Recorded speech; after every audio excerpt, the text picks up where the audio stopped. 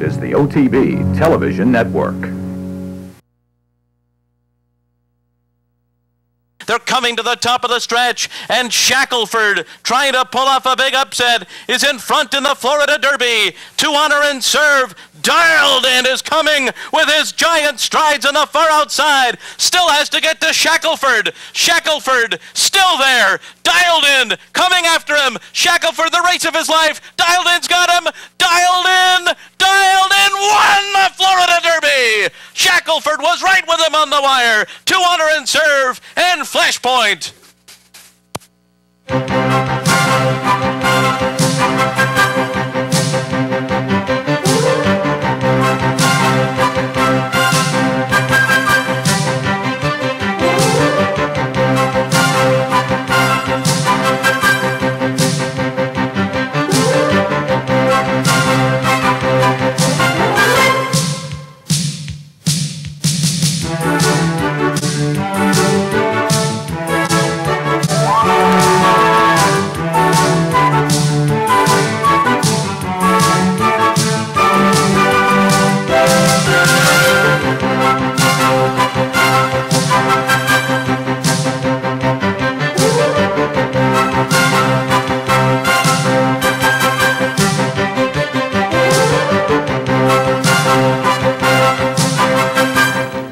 Good morning, everyone, and welcome to Down the Stretch. Along with my colleague Mike VIETCH, the racing columnist with the Saratogian, I'm Mark CUSANO, welcoming you to this morning's program, another busy one on the road to Louisville. And over the next 60 minutes, in topical, injuries galore in the 3-year-old division, your letters and emails, a ruling in the Life at 10 Breeders' Cup debacle. We will go to South Florida for our race of the week, the $1 Million Florida Derby.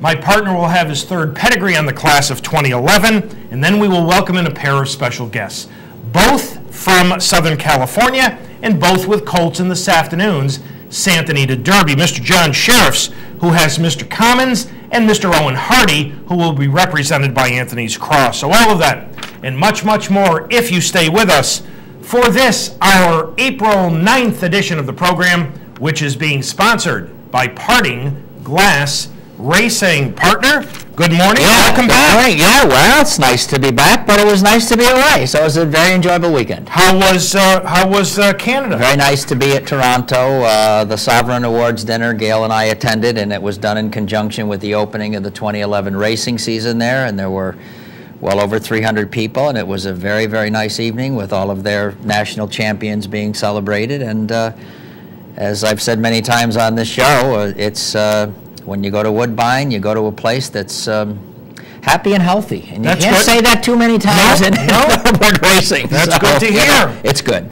Well, we start this morning's show with news about not a great deal of health or happiness. Man, you're right there. Wow. Because for the second time in the last 3 years, the morning line favorite for the Santa Anita Derby has been forced to scratch due to an injury. Premier Pegasus, who was so impressive, winning the San Felipe in his 2-turn debut in last, was withdrawn Thursday afternoon due to a hairline fracture of a cannon bone in his left foreleg. Owned, bred, and trained by 68-year-old Myung Kwan Cho, Premier Pegasus underwent surgery on Friday. And folks, it was just 2 years ago that it was the Pamplemousse who was forced to scratch the day of the Derby. This is really sad. I mean, you know, to my look at this year, up to this point, up to today, we've enjoyed all the prep races. There have been 2 mega brilliant races, in my opinion. One was Dialed In's Holy Bull, which came from nowhere, and in a different fashion, this guy's rush on the stretch turn, and then after that, I got all kinds of gas left in the tank. I keep right on going. There are 2 brilliant ones, and this is one of them who's gone, and this really changes my interest in the race this afternoon, to be honest with you. Well, 24 hours after the defection of Premier Pegasus, the new morning line favorite, Jaycito, also was withdrawn from the Santa Anita Derby. Bob Baffert said on Wednesday that he had been fighting foot problems, and those problems apparently flared up again on Friday. Baffert said that he's going to try to get Jay Cito ready for the April 23rd Lexington Stakes. Now, we had an East Coast 3-year-old injured. More on that later on when we take a look at the Florida Derby. All right, your emails and letters begin with William in Albany. Guys, I don't normally rush to watch Sunland Park races, but Plum Pretty ran a very fast race in the Sunland Oaks. She could be a good one, although the field she beat was bad, and that may be an understatement. She's a Medaglia d'Oro out of an AP Indy mare. Routing should be no problem. How's that pedigree? Well, I think it's wonderful. I mean, Medaglia d'Oro, of course, is Rachel, and crossed over to AP Indy, who's everything speed and stamina. That's a very, very wonderful pedigree. It should have no problem going long with a nice dash of speed on top from him. Speaking of AP Indy, he has been pensioned. Sad. Wow. One of the greats. Not a surprise. One of the greats. What's that mean for the industry? Not a surprise, yeah. And William, thank you. And you may see Plum Pretty on her way to the Kentucky Oaks, where she would be facing some, much, much better fillies. Last week on the show, I mentioned jockey Mirko Demura, who won the Dubai World Cup, and mentioned that I thought I had remembered that years ago he rode at Saratoga. Well, Jason from Malta wrote in, and I was right. Excuse me. But it was way back in 2003 that he rode in the Sword Dancer here at Saratoga. So, Jason, thank you very much. From Diane. Diane writes that she is very concerned with all the devastation in Japan, that Azeri and Silver Charm are okay. Well, Diane, I did some checking, and Azeri stands at Northern Farm in Hokkaido in Japan, which is a northern island. And apparently they felt some tremors there.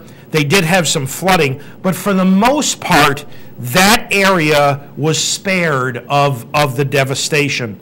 Silver Charm, Empire Maker, and Charismatic are also in Hokkaido, so it appears as though they were fortunate in that the northern part of Japan on that island of Hokkaido was spared. And yes, Diane, Rachel is in foal to Curlin. Now, Michael's got one from Alan. From Alan, Dialed In's run from way back, speaking of the Florida Derby, reminded me of the horse that made me a racing fan for life when I was a kid, exactly 50 years ago this past Friday, April 1, 61, a small 15.5 hands, modestly bred colt, burst on the Derby scene with a great come-from-behind victory, making up 14 lengths from the far turn to the wire to win the Florida Derby by a head, just like last Sunday, referring to the Derby last week. 5 weeks later, he came from an incredible 18 lengths back to win the Kentucky Derby by 3/4.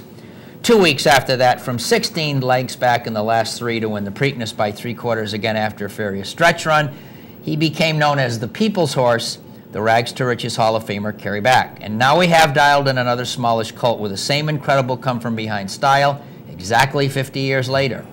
And is there really anything more exciting in racing than the great come-from-behind stretch runner? I agree, that's one of them. I don't know if Dialed In can catch Uncle Mo, but get ready for another exciting stretch run from out of the clouds on May 7th.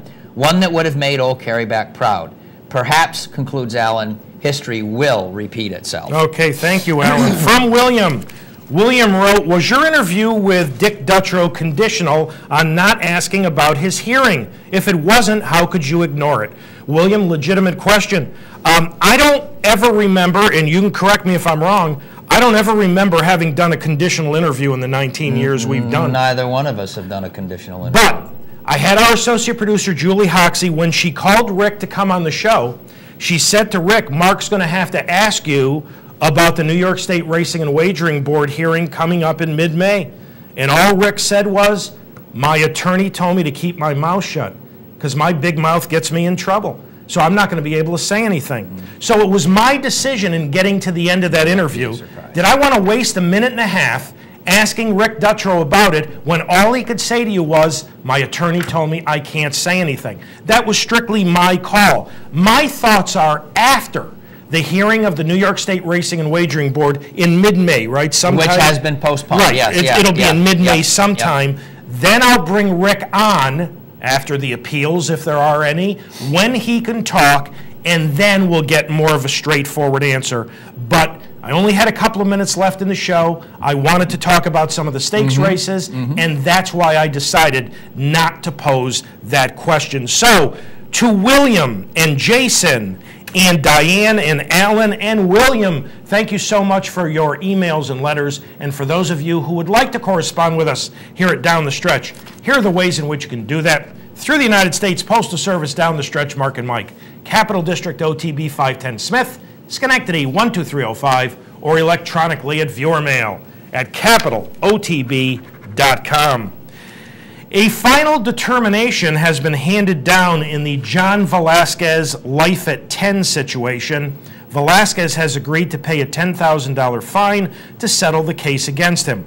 $5,000 going to the Kentucky Horse Racing Commission and the other $5,000 to the Disabled Jockeys Fund. Now, as I understand it, Velasquez did have to stipulate in the agreement that he may have broken one or two rules, and he waived his right to a hearing. His case is now closed. He may have broken one or two rules. Not that he did break one or two rules. The case against State Steward John VIETCH remains open. Quite a first weekend in April for Todd Pletcher. He won 5 races last Saturday at Gulfstream, including both stakes with Our Heat Lightning and Awesome Maria. Then he came back with 4 more winners on the Florida Derby Day Sunday card, including Travelin' Man and the Swale. Michael, interestingly, all 3 of his stakes winners were for Rob Sham's stable. That's right. Who had an amazing weekend themselves. Yeah. So quite a start to April for Mr. Pletcher, who will be quite busy later this afternoon here in New York. Now, here in New York last weekend, they ran the Excelsior, where Todd had 40% of the 5-horse field. He had Understatement on the lead and Modern Cowboy here in 4th as we take a look at the Excelsior. But Todd wouldn't win this one. One of last week's guests, James Hooper, would, as Inherit the Gold, the gray currently in 2nd, would continue his very sharp form at Aqueduct with a dominating 6 1/4 length score to make it 5 in a row. Maybe this is the next Haynesfield. This is, as Mark said, he's got a great streak growing here. I guess you're always concerned when a state bred goes into open or graded company. New York breds have done very well in these Aqueduct races the last few years. And here he is, and he's now Bayard over 100, and the sky is almost the limit for this guy in New York. It's really, really great form. Well, all local connections for the winner, the Murrays of Saratoga and Jim and Suzanne Hooper. And what a nice story this has been. As, you know, he's only been beaten once. I think it was about 3/4 of a length since Jim Hooper has gotten him. 5 wins in a row, 6 out of 7 for the 5-year-old gelding.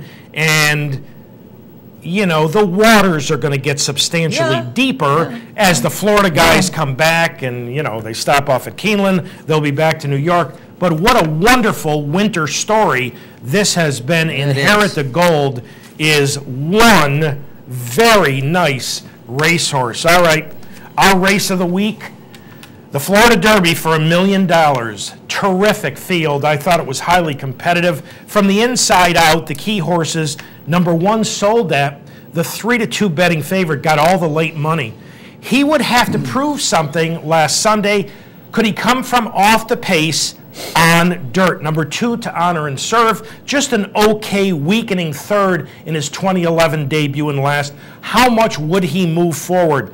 Number 6, Stay Thirsty, who handled Suspect Company in the Gotham, facing much, much tougher in here with blinkers. Number 7, Dialed In, the late runner, who finished an ugly 2nd versus Allowance Company in last in a very slow-paced race.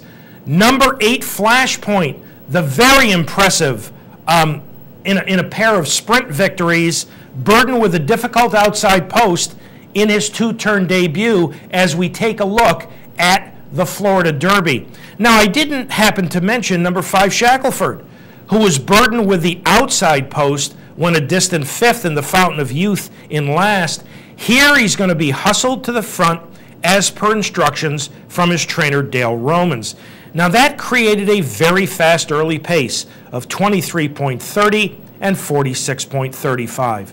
To Honor and Serve, who's going to be in closest attendance basically throughout, didn't seem to settle very well for Garrett Gomez. He's going to force the issue from inside. Flashpoint broke a bit outwardly, and when it's such a short run to the first turn and you're drawn wide and you don't brake sharply, you're going to lose position. And he did, racing wide around the first turn.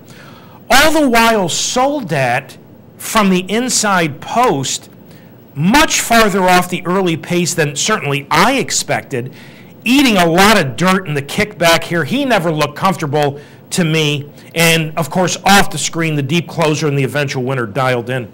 Shackelford's in the process of running the race of his life. He's going to easily put away a very disappointing To Honor and Serve. He's going to open the lead in upper stretch, which is always dangerous here at Gulfstream. But Dialed In, who benefited from the rapid early pace, would come rolling down the center of the strip to nail the front runner and capture the Florida Derby by a head. To Honor and Serve, again tiring quite badly, to finish third, beaten 6 3/4. Flashpoint an okay fourth. Soldat pretty much a dismal fifth. But here comes Dialed In to nail Shackelford in an exciting but rather slowly run Florida Derby. So much here. I mean, a race that, save for the guy who won it, there were more unexpected developments in the Florida Derby than you could count. But let's get something out of the way first. People want to dance around this. He's now in line for a bonus of $5.5 million if he goes and wins the Preakness Stakes. It's going to be kind of interesting to see in the wake of this coming Kentucky Derby how horses deal with that are eligible. For To Honor and Serve, he was just fretty / anxious / not good form in this race. Subsequently, maybe Mark will allude to this, we may have found out why. Look, I know the time was slower than the Philly race. I know the last furlong was slow, and I know it was well below some of the fastest Florida Derby clockings. I also know that Nick Zito is better than anyone at handling these things, and I recall Birdstone working in 1:15-1 at the Oklahoma on the Monday of his upset score over Smarty Jones in the Belmont Stakes. So Nick is equipped to deal with these presumed adversities at this particular point. Frankly, I think the winner showed a lot of courage in getting the job done in the lane. Mark and I have all watched races where horses just got discouraged and spit the bit in a situation like this. You know, the pace worked for him as far as that goes. Soldat, I'm still scratching my head. I know what Kieran said. He's got to be a better horse than that to react to dirt tonight. Yeah, let's take a look at him from the inside post. I mean, he breaks okay. He breaks okay. At speed, he doesn't have to take charge, but this is an experienced member of the field. The dirt knocked him out. Kieran's a great trainer, but if that's the case, it disappoints me about him. To Honor and Serve, you know, Mark will talk about him in a minute. From the outside, Flashpoint never got the desired trip that he wanted. A fascinating renewal of the Florida Derby, the first Grade 1 on the final round of Grade 1 preps on the way to Kentucky. But other than Dialed In, almost nothing developed the way I admit to thinking that it might have developed in this $1 million Grade 1 race. Well, Dialed In has been my #1 Kentucky Derby prospect since February 1st. And when Flashpoint entered this race, it increased his chances because, you know, we assumed that the pace would be that much faster with Flashpoint in here. Now, I really didn't want Dialed In to win this, to be very honest. And I didn't think he was going to be quite tight enough to win because, as I told you on last week's show, he had exactly one workout in the last 4 weeks leading up to this race. Now, doubters will focus upon the 150.07 running time with the final 3/8 in 39.44 and the final furlong in 13.69. And maybe they'll be right, but I don't think so. I think he obviously benefited greatly from the pace but no way was he really tight off a single half-mile work since that allowance loss 4 weeks earlier. Julian hit him 4 times left-handed in the run through the lane, and he did something, meaning the colt, that I think is very, very important. He ran absolutely straight as a string. Shackelford at 68-1 obviously ran very, very well. Under attack throughout. Really, he had no breather. That was a fine effort from Shackelford. To Honor and Serve did not appear to settle well early, forced the pace, and going to the far turn when Cornelio Velasquez and Flashpoint launched their bid, it forced Garrett Gomez to come back out after him. But even with all of that, To Honor and Serve got beat 6 3/4. And his 2 races in Florida this year, he got beat 6 3/4 in both races. Now, what Michael made some mention of earlier is that To Honor and Serve may have had a legitimate excuse because he comes out of the race with an injury. He will be sidelined for several months. Hopefully, he had a strain in the suspensory ligament of his left foreleg, so no Triple Crown for To Honor and Serve. He will be sidelined. Flashpoint lost position early, being wide around the first turn in his 2-turn debut. I thought it was an okay fourth. I really did. Oh, for since step he lost up, position. I agree with that. Yeah, he's a talented colt. Yeah, I agree with that. I thought it was okay. Yeah. Soldat, what are you going to say? I know. Is he? Listen, if it comes up wet on Kentucky Derby Day, which it has the last 2 years, even though I have told you folks for 19 years on this show that just because you like one wet track doesn't necessarily mean you're going to like another in a different venue, Soldat would certainly appear to move up on a wet track. But if it's a normal, dry racing surface, have we found out that this is a one-dimensional front runner? I don't know. I mean, of everything that happened here, this is the thing that's most mystifying to me. I am quite sure he's better than this. To me, he had everything going for him. Seasoning, success around 2 turns, graded around 2 turns. As I said, Karen is a prince, okay? But, when you're several races into your career, that's kind of something that surprises me a little bit. Well, he had run so much on grass that... I get that part. I get all of that. But I'm quite sure he's done a lot of training in the morning and had a lot of coaching. Yes, he has. And there's no question. Of everything, that's what mystifies me. Had Dialed In been a good second, wouldn't have mystified me, okay? Yeah. This one mystifies me. Well, I was hoping Dialed In... I know that you were. I didn't want him to win. Some people want horses not to win, but I... Yes, well, when I look ahead to the future, there's significant reasons for that. Arch Traveler was 6th, and he ran as well as Soldat did. Stay Thirsty was an absolutely awful 7th. Just awful. And I don't think much of this colt. I never have, but they're on their way to Churchill Downs. Bowman's Causeway was last. In fact, Dialed In, Shackelford, Soldat, and Stay Thirsty all headed to Churchill Downs. Congratulations to Nick Zito. He won his 3rd Florida Derby with Dialed In. And as I mentioned, Dialed In has been my #1 Derby prospect since February 1st. This takes me back exactly 20 years when I kind of latched onto another Nick Zito trained colt very early on that season. And I really liked his chances for that year's Kentucky Derby. His penultimate prep that year was a 2nd in the Florida Derby. Then came his final prep in the Bluegrass.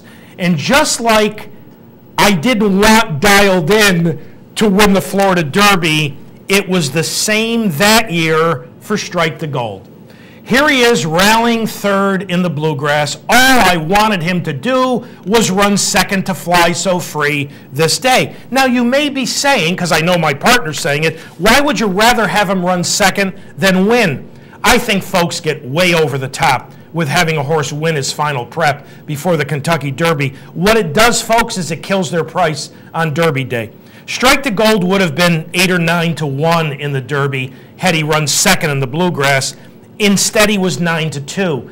And that's going to be almost exactly the same scenario for Dialed in 4 weeks.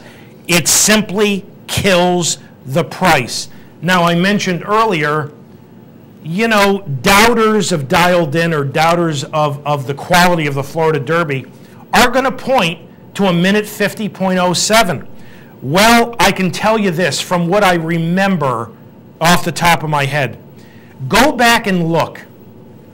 I think Monarchos' winning time was only couple of hundredths faster than that race. Sure thing. I picked Monarchos second in the Derby to point given, and he did pretty well. Yeah. And I'll go back even farther. I know Unbridled's running time in the Florida Derby was substantially slower than Dialed In, and I liked Unbridled that year. So, you know, I don't get caught up in I'm not speed. Either. No, I know I'm not this is either. a good colt, I know and I will stand by my theory that there's no way Nick Zito had him cranked fully off 1/2 mile work in the 4 weeks leading up to the race. Okay, pedigree number 3. Within this pedigree profile, you will actually watch this colt's entire career. And you're going to get a different viewpoint of the Florida Derby as we take a look at the head-on. So you're going to watch him break his maiden, win the Holy Bull, to some people shockingly get beaten in an allowance race, and then capture the Florida Derby. Ladies and gentlemen, Michael's look at the pedigree of Dialed In. And if he's satisfied his trainer, that's what matters. That's the guy who matters most. Okay. Bred by Farish, Pickens, and Scarra Glen, owned by Robert LaPenta, and trained by Nick Zito, this is a son of mine shaft out of Miss Doolittle. And on June 17th, 2000, Miss Doolittle broke her maiden at Belmont Park as the even money favorite over 6 other juvenile fillies under the guidance of jockey Robbie Davis. She was obviously highly regarded, and why not, for she was a member of the Paulson dynasty of the late 20th century and bred by Madeline Paulson. Miss Doolittle was a daughter of their champion Eliza, and she won off by more than 3 lengths with a 3-wide rally for trainer Bill Mott. In her next start, Miss Doolittle came to Saratoga and finished 3rd, behind Gold Mover and Seeking It All in the Grade 2 Schuylerville Stakes, her only black type and a short career of 6 starts. But this racing profile is one that many breeders favor. A nicely bred filly with a light race record in good company. This Miss Doolittle is worth favoring because the 5 yearlings through the ring so far, out of this non-stakes winner, in this economy, have averaged $410,000. The first was Broadway Gold, winner of the Astoria Stakes, and the second was Mambo Master, placed in the Patterson at 1 1/16. Dialed In comes in when purchased by LaPenta on the evening of August 11, 2009 at the Fasig-Tipton Saratoga Select Yearling Sale for $475,000. He is co-bred by Mrs. Paulson, who now goes by the name Pickens, along with William S. Farish and Scarra Glen, the former being the master of Lane's End in Kentucky, where sire Mineshaft stands. Mineshaft, campaigned by Farish and trainer Neil Howard, was Horse of the Year in 2003 when he won the New Orleans, Ben Ally, Pimlico Special, Suburban, Woodward, and Jockey Club Gold Cup. It was enough for him to be Horse of the Year without running in the Breeders' Cup Classic, and it should have been, although the Classic is the be-all and end-all for many Eclipse voters. It can be argued that when Mineshaft went to stud in 2004, no other horse entering the same year had his overall credentials. He was a winner of the most prestigious handicaps in the land and was a son of Prospector's Delight, winner of the Grade 1 Acord and Grade 1 Ashland. And Mineshaft was a full brother to Thomas's Delight, winner of the Grade 1 Personal Ensign at 1 1/4 miles. As with his race career, the best of Mineshaft has happened with time. You cannot call his babies precocious, and Dialed In waited until last November 27th to race under colors, doing so at Churchill Downs in a display of his electric late moves. That race did not receive a huge speed number, something that popped up again after the Florida Derby, and something that Zito is losing 0 sleep over.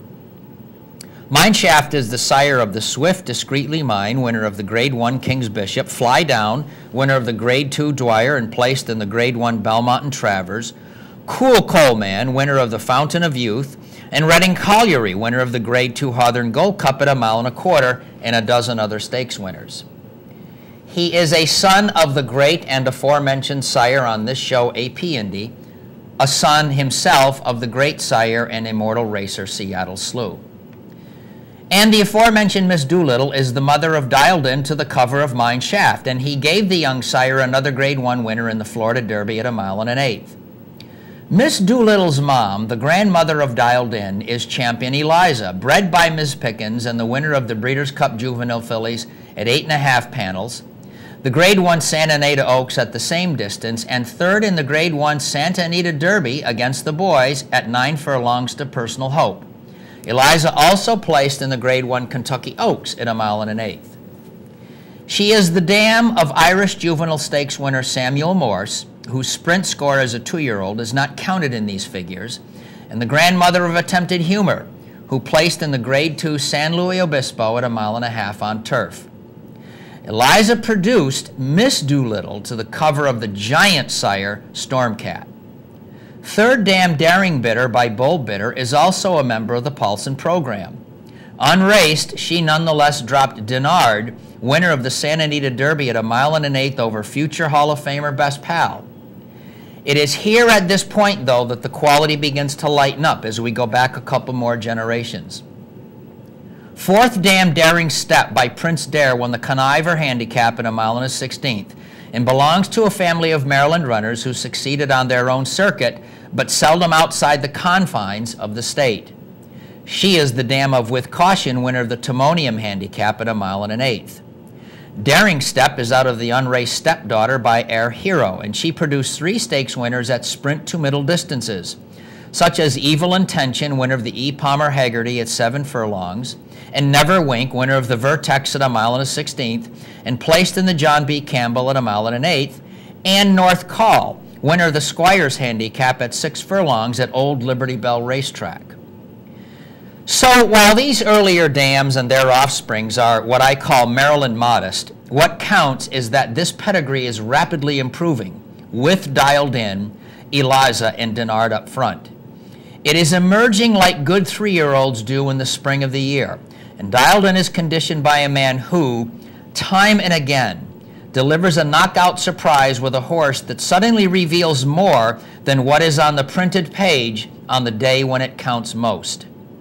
This is, after all, Paulson, Farish, and Zito, a trio that, Mark, has quite a record in a state known as Kentucky. And it's really nice to see a Saratoga yearling purchase, $475,000.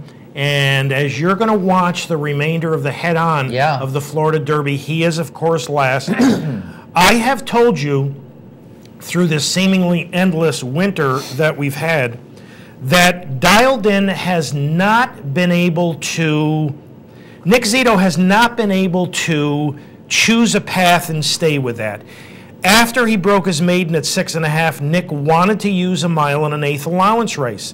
That was Soldat's monster effort in the slop. Nick didn't want to run in the slop. When he won the Holy Bull, he wasn't even nominated to the race. Nick didn't want anything to do with the Holy Bull. Yet he was forced to use it. Folks, watch this colt run straight. If you watch this debut, you know, he looked like a drunken soldier coming down the stretch at Churchill Downs. Watch this. I mean, this is only his 4th career start, and he's going to run absolutely straight as a string. So the combination of the fact that Nick Zito has had to call audibles throughout this winter, and the fact that I am absolutely as close to certain as I could be that Nick all winter has been attempting to run this colt and have him peak, not for the Holy Bull and not for the Florida Derby, but for the first Saturday in May, Dialed In having only 1/2 mile work in 4 weeks coming up to the Florida Derby.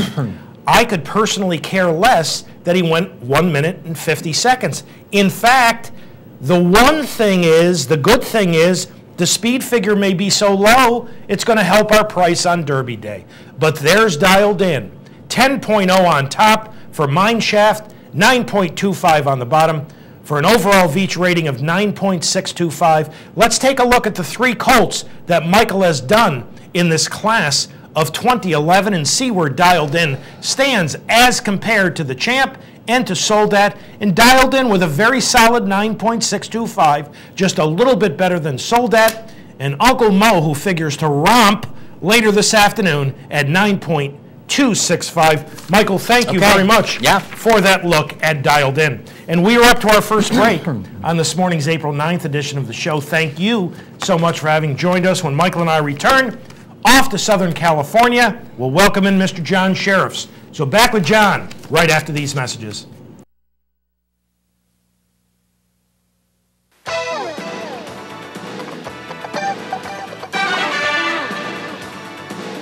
This is the OTB Television Network. What's better than picking the winner? How about owning the winner?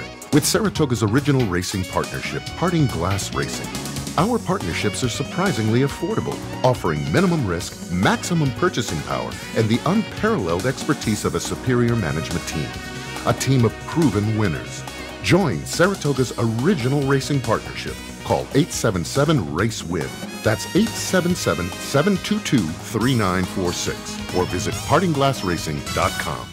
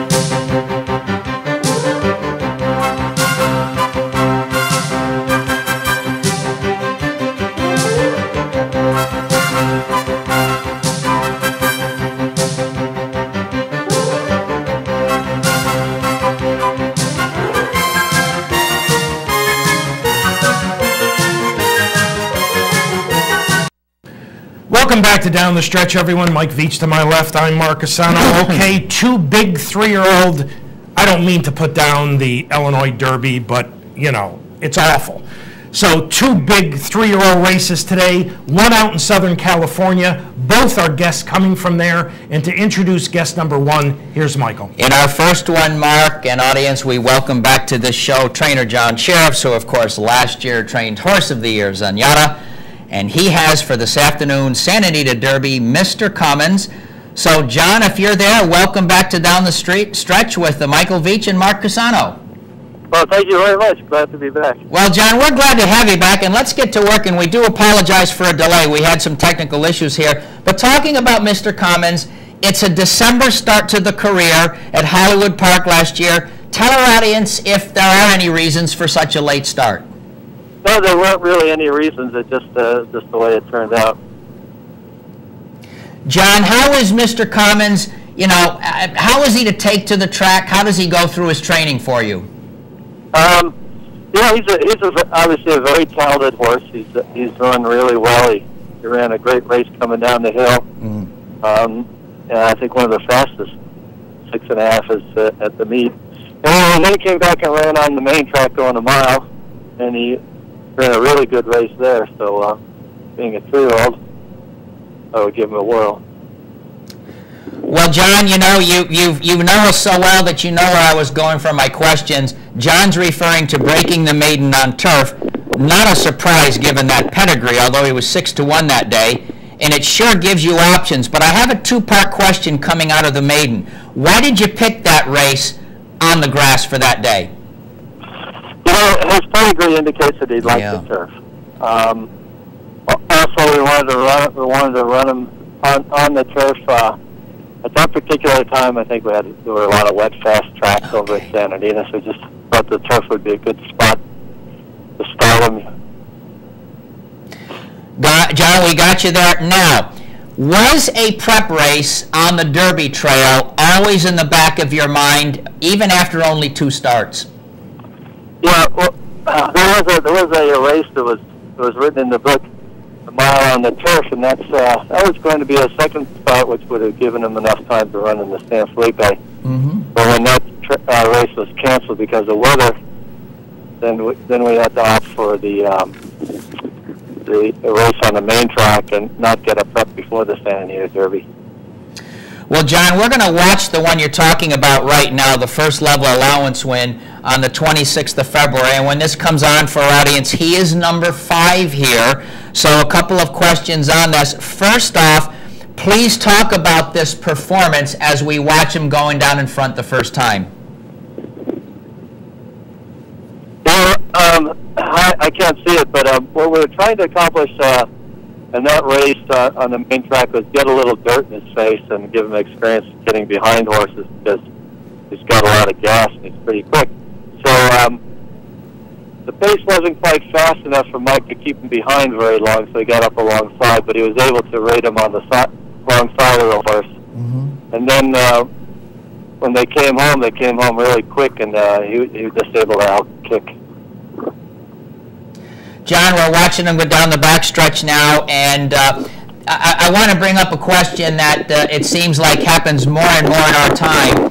If everything goes well today, and we'll talk about the Santa Anita Derby in a moment, but if everything goes well today, you're going to have the grand total of 4 starts heading into Louisville, and it seems in our time this is just more and more the case. I'd like to ask you, as a veteran trainer, I mean, is this a healthy trend, or are we just reacting to a change in the way the racing schedule is conducted? Well, I think it's a combination of things, and probably the most thing is the intense training these horses get in preparation for the races. Very, very interesting. Well, he's heading down in the stretch here now, John, coming to the wire. Does a win here, or I guess second place maybe is on the border for money, but does a good performance here, a win here, is this automatically you're going to Churchill Downs if this happens today? I don't know, because that would be, like you say, determined by the earnings. Right. Well, second put you on the border. I think first is not a problem. John, listen, Mark and I are thrilled you could spend some time with us this morning. It is very good to chat with you again, and good luck later today. Thank you. Thank you, John. John Sheriff's out in Southern California with Mr. Commons and with the scratches of Premier Pegasus and Jay Cito. You know, not so much Jay Cito, because I didn't think he was a terribly good second last time, but Premier Pegasus looked very, very tough to beat. Now that $600,000 for the winner share is really up for grabs. All right, we are up to our final break when Michael and I return back to Southern California, and we'll welcome in Mr. Owen Hardy, who's got Anthony's Cross, the Robert B. Lewis Winter Prime for this afternoon's Santa Anita Derby. So Michael and I will be back with Owen Hardy right after these messages. You're watching the Off Track Betting Television Network.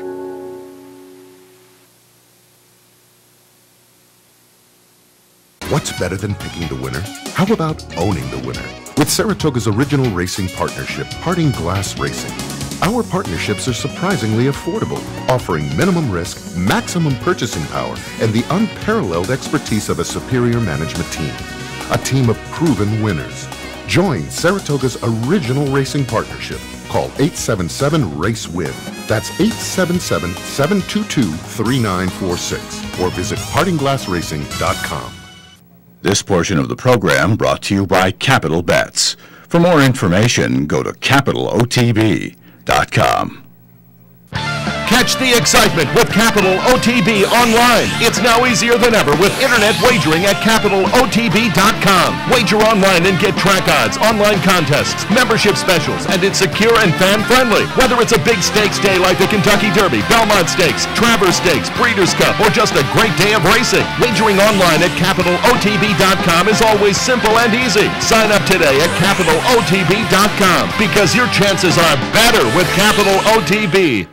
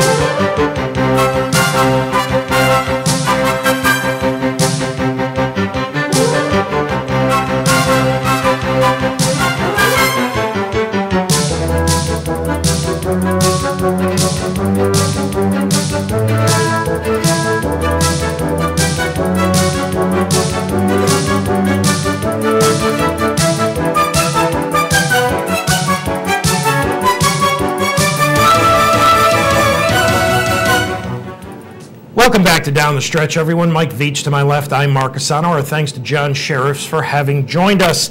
Our final guest this morning is a fifth-generation horseman. He served a decade and a half as an assistant in Southern California with both John Russell and Bob Baffert, and while with the latter gained valuable Kentucky Derby experience with Silver Charm and Real Quiet. This year he may be back to Louisville on his own with Anthony's Cross, who goes later on this afternoon in the Santa Anita Derby. Ladies and gentlemen, joining us live via telephone from Southern California, Mr. Owen Hardy. Owen, Mark, and Mike, welcoming you back to Down the Stretch. Hey, guys, good morning. Good morning, Owen. Thank you. You know, we haven't seen your colt in 8 weeks. How's he doing coming up to this afternoon's Santa Anita Derby? He is fit, ready to run. Believe me, he's in good shape. Owen, when you won the Robert Lewis, that was 12 weeks out from the Kentucky Derby. It was also 9 furlongs. Talk about, I don't know if dilemma is the proper term, but talk about your decision at that point to either, if you're going to stay in Southern California, turn him back in distance and run him once more before this afternoon's Derby, or wait the 8 weeks to run him. Talk to our audience about that, if you would. Well, he'd run in the Sham Stakes prior to that, so it wasn't like it was his first race of the year. That race was Mont the 8th. Mont the 16th. He was very fit. He was well educated as a 2-year-old, and I felt if I'd come back between that race and the Santa Anita Derby, I felt it would have done too much for them. The horse, if I'm fortunate enough to get to Kentucky, and I've had 3 prep races, which is going to be one more than Uncle Mo, and I don't hear anybody second-guessing Todd Fletcher. So I know the horse. I feel confident that he'll be ready. He's very fit. He'll have the stamina, and he has the mental capacity to handle Derby Day, and I'm confident with the game plan I set up for him. Owen, I have followed your colt since he debuted at Saratoga last year. I mean, up until his last race, I was kind of sitting there waiting for him to break through. Would it be fair to say that prior to his last race, when you added blinkers, that he might have been a bit of an underachiever? Underachiever is a harsh term to use with a very young horse. I just think he was he was just still immature mentally and very unfocused, and I think the blinkers kind of helped him get his mind back on track. He's a horse who likes to stop and watch everything going on in the world in the mornings, and I think he was a little bit that way in the afternoons, and I was hoping he would come around on his own. But I felt he just needed a little extra help, and that's the addition of the blinkers and maybe a different style of riding him, and I think the results speak for themselves.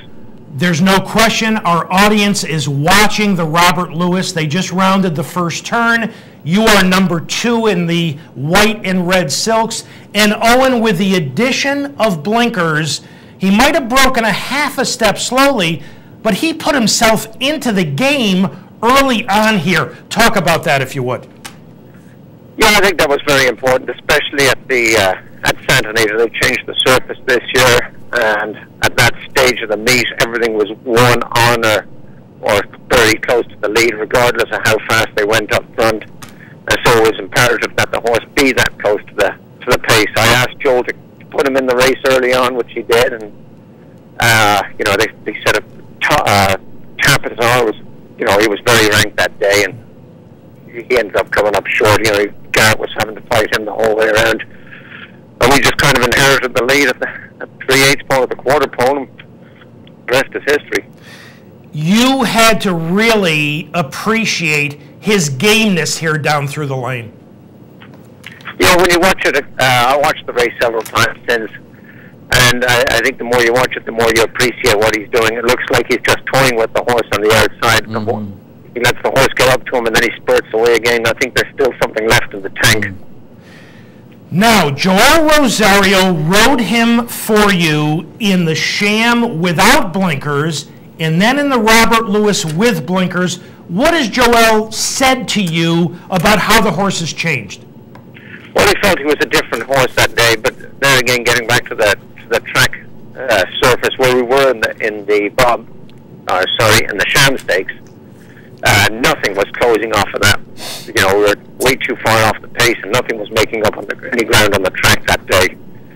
So, I think between the blinkers and the style of riding where we put the horse early on in the race, he felt it just made a big difference. We'll probably employ similar tactics today.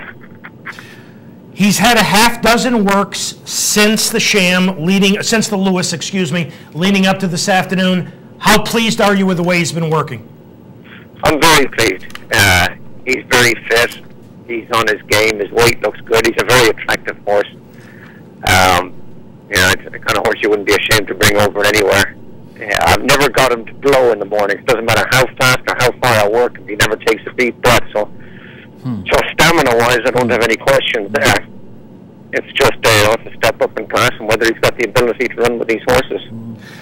There is some, even with the Premier Pegasus and Jay Cito coming out, there's some speed in here. Owen, how do you see the race unfolding? Where would you like to be as you get around that important first turn and head down the backstretch this afternoon? I would like to be no further than 4 lengths off the lead. I'm pretty sure Comet to the top will be on the lead. And, maybe Bob will send his horse that recently broke his mane. I can't remember his name off the top of my head. But I think there'll be 2 or 3 horses ahead of us, and I think he's obviously going to be towards the outside because of his post position, but I think he should be sitting there with plenty of horse, and I think, when they turn for home, I think he's going to be in the thick of it. Obviously, the Derby this afternoon, a tougher spot than the Robert Lewis. Do you expect him to move forward today off that game win and last? I do. The way he's training, he's mentally more mature. He's more seasoned. I expect him to run a very big race today. Now, Owen, our entire audience is interested in everything you say, but there's one person in our audience particularly interested because a friend of mine has Anthony's Cross in a future bet in Vegas for 150 to 1. So the final question I have for you is, aside from graded stakes earnings, what's he got to show you today to go on to Louisville? And you've had experience there in the Derby, as I mentioned, with Silver Charm and Real Quiet. Is this the type of colt who can move forward enough from now till the first Saturday in May to be a contender in the Derby? I honestly believe he can and he will, and I think the guy got great value for money, and I want to be cutting on a piece of that. Wait a minute. Stand in line, Owen. That was supposed to come out today. Owen, as always, we thank you for your time and wish you all the best with Anthony's Cross this afternoon in the Santa Anita Derby, and we hope to be speaking with you again over the next 4 weeks. All right, guys. Good talking to you. Thank you, Owen. Good luck. Owen Hardy. Right. All right, let's take a look at the field for this afternoon's Santa Anita Derby. It is worth $1 million, which means $600,000 to the winner and $200,000 to second. Premier Pegasus, the original morning line favorite, out. Jaycedo, the original morning line favorite, second choice, out. Does that mean favoritism will fall upon Silver Medallion, who debuted at Saratoga last year for Chad Brown on the grass? Yeah. Silver Medallion will be making his first ever start on dirt this afternoon. It is my own personal feeling, and listen, he may run away and hide. I do not want a relatively short price horse making his first ever start on dirt. Now, you can say he's been working wonderfully, and you know he worked 23-3 at Santa Anita, but I think it's different, and you might be able to ask Karen McLaughlin was sold at. It's different working on the dirt, getting some dirt kicked in your face, or running on the dirt. Silver Medallion this afternoon, I think, has got to step up and prove himself that he can handle the dirt. I have liked Anthony's Cross since he debuted. Oh, sure, yeah. And maybe my statement of using the term underachieving was a little bit harsh. I couldn't think of another word, to be honest, off the top of my head. But since the blinkers were added and since he was able to put himself into the race, this is far from a one-dimensional speed horse, believe me. He looks like he will allow Joel Rosario to place him wherever he wants to be. I think he's going to run big this afternoon. Well, I think he's going to do very well today. I am intrigued by John Sheriff's horse, though. I think there's a lot of room for improvement here. I think this is very clever handling, the way he's done this with Mr. Commons, and I'm very, very interested in him today. Jerry Hollendorfer, at first glance, is very long here with Indian Winter. He's kind of poked around in some interesting company. He's had some trouble. I'm wondering, with a really good trip today, if he doesn't really go beyond his published form. Beyond that, I'm with Mark on Silver Medallion, and I don't know if the following is right because I don't pay attention to the stats, but it seems to me that the dirt to synthetic, I think the numbers might be lower than the synthetic to the dirt. I think that seems to be a bigger in racing conditions. Yes. I think that's a hard thing. So that's kind of the way I'm looking at it. But I am intrigued again with John Sheriff's. This is clever, and he is clever. So you're intrigued with Mr. Commons. I have been an Anthony's Cross fan for a while, and I do think the blinkers woke him up. And I think, as you heard Owen say, he feels he's going to move forward this afternoon, and I like Anthony's Cross in this afternoon's Santa Anita Derby. Back here in New York, of course, the big one as we welcome in spring on Masters Weekend, the $1 million Resorts World New York Casino Wood Memorial. And it is all Uncle Mo, who will be, depending on how many scratches, will be in the 1 to 5 area. I think that's a pretty good line price. Partner, in looking over this race, there are some very bad horses in here, by the way. Looking over this race, people have asked me, why did so many horses, they knew Uncle Mo was coming. Well, folks, here's the reason. Second money's $200,000. That's what $1 million is now. You have to win. Yeah. Listen, you would have to win a stakes race worth approximately $333,000 to equal running second. None of these horses could win a stakes race. So they're battling each other to run second for $200,000. The most fascinating thing to me is that the early speed is positioned outside of Uncle Mo. So the run into and out of that first turn is going to be intriguing for me. Johnny's going to have to send him on out of there because whatever pressure he may take will come from outside of him, but he's a pole the best in here, obviously. If he's what he is purported to be, and so far he has been, I think that when the outside comes alongside of him, they're just going to realize what they're against. And my only fascination with the race is that I think Graham was rather discouraged about the Gotham and he's back, albeit with blinkers on. And that part interests me somewhat, but beyond that, I'm going to watch the race. And when you say Graham, you're talking about Toby's Corner, who I liked in the Gotham. I think he was disappointed. Very disappointed. And this return is intriguing to me, and we're talking about a world-class trainer here, so that's the race to me. So today at Aqueduct, highlighted by the Wood Memorial, you've got the Carter. And I think the Carter's a fascinating race. You've got Calabrichoa, who has dominated the winter scene for Todd Pletcher, but I think he's in real tough.